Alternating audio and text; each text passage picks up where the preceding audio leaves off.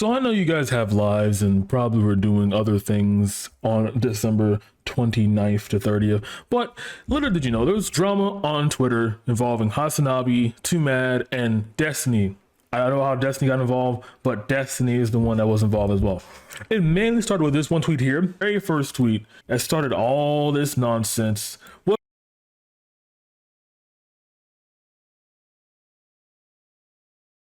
He paired that with another picture of CDC shortens recommended COVID-19 isolation and quarantine time. And it's just stating why the quarantine time should be shorter, and it's giving a little brief breakdown there. After that, we have Twomad responding to that. And then Twomad says, Hasan, this is Alex Jones populism level insinuating the Delta CEO through brute force, power, influence, forced the CDC to cut it. I'm like, this is true. Like, I feel like what Hasan is vaguely posturing towards is a sort of conspiracy that Delta themselves more or less pushed the CDC to change its quarantine guidelines, even if the CDC was leaning towards loosening them up a bit. One thing I will say in regards to Hasan's side, though, is that since he isn't directly stating that he's just vaguely gesturing towards it, you can't really attack him on that. That's the only thing I'm saying on his end. However, it gets more spicier as we continue, right? It just keeps going. Hasan's first response to this is healthcare worker quarantine time was cut short by 5 days before this decision. Unconventionally, the CDC never released a new data that shows it's safe to quarantine for 5 days, even with the vague guidelines, not just the Delta CTO, but also governors influenced by commerce as well.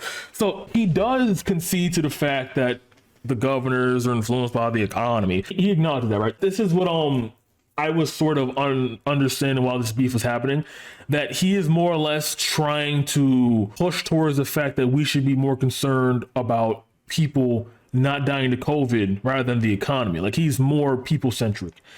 And I've read many articles saying that we are looking towards somewhat of a recovery in the next coming up quarters. So I assume that anything that can boost the trajectory of that recovery would be ideal for anybody in any single situation, let alone political and all that shit, right? For Hasan's side, it's like, so one thing too, before you even get into that shit, if the hospital workers don't get their quarantines cut short and we have a massive underemployment situation here where people are quitting, I mentioned before, then when the hospital workers take their quarantine for the predicted 14 days that we're doing the first time, and we're having a massive surge of hospitalization. Let me show you. All right, so as you can see here, it is slowly coming back up to our second peak, which was in September 1st, and all the way to our first peak, which was January 12th. And right now we're looking at the 77,000 patients in the hospital due to COVID-19. And this looks like it's steady rising. So my point is, if the quarantine is extended for hospital workers with a steadily rising hospitalization rate, what happens to those patients? What do we do then, right? It's more of a response to that and the economic downside of lengthening the quarantine limit for everybody. You have to understand that the economic impact is also somewhat related to and tangential to COVID-19. It can exacerbate many excess deaths. If I test positive, how long should I stay home? The CDC loosened rules that have called on healthcare workers to stay out of work for 10 days they test positive. The new recommendation said workers could go back to work after 7 days they test negative and don't have symptoms.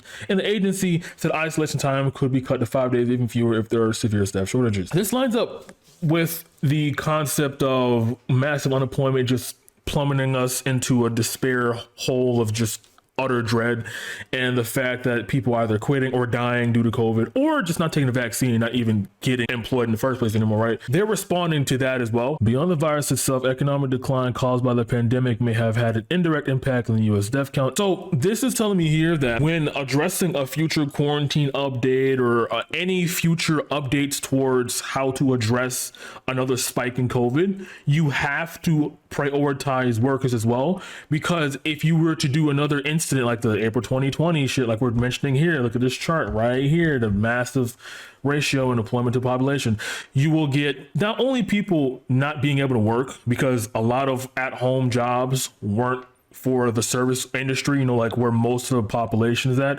Because of that being the case and people aren't being at work anymore, it can lead to more deaths on top of that. So if you don't account for that as well, we're just going to make this exponentially worse than what it already is. The deaths as well were pretty bad as well, you know, with the first lockdown. So with that all out the way, because that is very important to this drama here, it's very relevant actually. I feel like Hasan's looking towards the more personal aspect rather than the economic one, which in the first half would be understandable because we didn't know much about how quarantine would affect our economy. But now we know how quarantine would affect our economy and this and the third, how to recover. Acting accordingly would probably be a more logical response to that, I would say. And then it begins. We're off to the races. I know we're 40 minutes in, we're off to the races. I originally thought this was a meme. I was wrong. Apparently there's a good deal of people on Twitter who truly think it's Sandy Hook was fake level conspiracy to repeat what the CDC openly stated, that this new lowering of quarantine requirements is to protect the economy. Twomad says, you're doing the same thing Trump supporters did when they called it a pandemic. They said the CDC and Fauci were in pockets of big pharma, and look where that got us. First the vaccines and close to dead last vaccination rates in the developed world. So I do find it funny that his response to Twomad is, what the fuck are you doing, right? Because you know who Twomad is, just like a shit tier, a top tier shit poster. So that is a funny response to that. And he's just shocked. It's just fun and hilarious.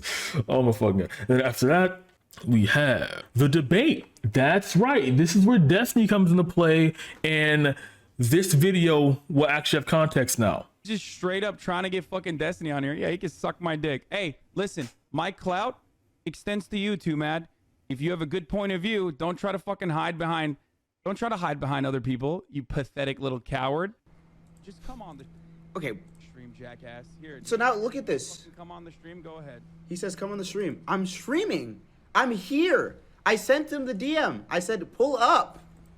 So that video is a response to Twomad constantly trying to either get Hasanabi to debate him, or when Hasanabi truly wanted to debate him from Twitter, Twomad said, hey bro, whoa, you should be debating people who know how to talk about politics instead of me. Whoa bro, chill. So like the reason why this has been conflicting to me, and I'm still on Twomad's side obviously, but like for this part it's really weird, because if this is true that Twomad was posturing debates in the DMs to debate him, and then when Hasanabi said sure debate me on stream, and then Twomad's like, well bro, don't debate me, debate people who actually know about this shit. That is a bit odd, because Twomad did strike first, he did attack first. So like in that sense, I don't know what that was about in particular. Like maybe he should have just, I don't know why that was a response there. But the fact that Destiny did get involved with this is pretty funny to me. I feel like because Destiny's involved in most Hasan dramas. I will say this though, like people saying this is Lefty Steven Crowder, it's pretty close. It's pretty close. I would say the only difference is that since Hasan knew ahead of time and he doesn't debate people, that's the only difference. Otherwise, the framework's the same, and I'm okay with saying this is basically Steven Crowder, but reversed, and that's pretty funny. But after that, it kind of just fizzled out. H3 responds, but he's basically like saying, was he hacked? Is his Destiny? But after that, it just starts getting a bit whatever. Like, nothing else happened after that, because they just split ways. Now, Twomad's tweeting about, like, Palestine-Israel memes. So, Twomad's a political streamer now. Congratulations, Hasanabi. Look what you did. We opened up a Twomad arc, so that's very, wow. But yeah. That was that. I did not expect that to happen. I was sitting here at midnight just watching Dylan Burns stream, and then one thing led to another. Boom, this shit dropped right in front of everybody's face. So yeah, that was that. See ya.